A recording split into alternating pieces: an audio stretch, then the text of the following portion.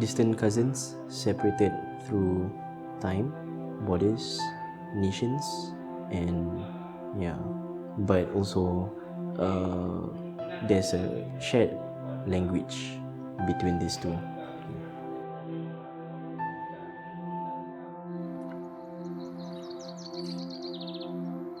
It's about how Batam and Singapore is really close to each other physically, but they was also separated by these imaginary lines created because they were colonized by different nations in the past.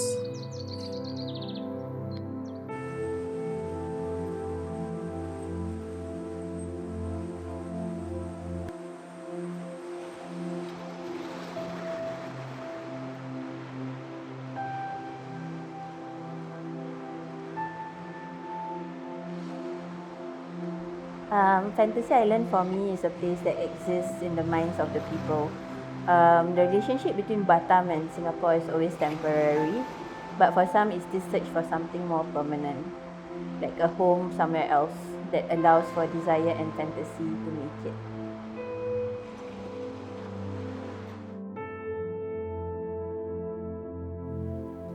Fantasy Island is sort of, I guess it's a projection of a certain type of fantasy, but in this certain case, it can be anything. It can be sort of like a family destination. It can be sort of cheap shopping.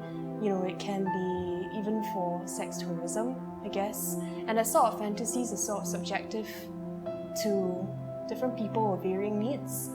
And obviously, Batam serves as a sort of hinterland to Singapore and becomes, I guess it also has this sort of nostalgia for sort of like an idyllic country life that you probably never will get in Singapore.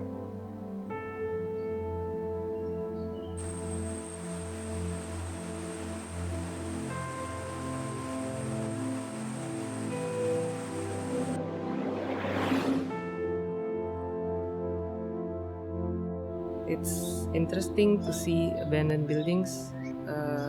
The abandoned buildings in Batam and Singapore are different because in Singapore, the abandoned buildings are usually old buildings or buildings that going to be repurposed. But in Batam, it's the abandoned buildings are completely new.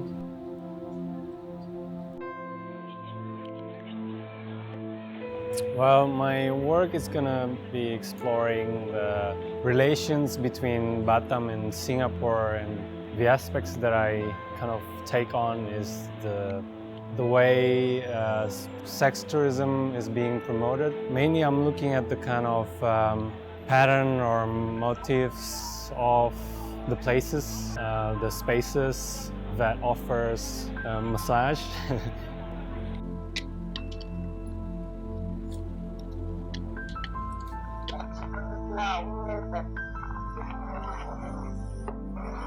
With regards to Batam, I think about topographies, maps and distances.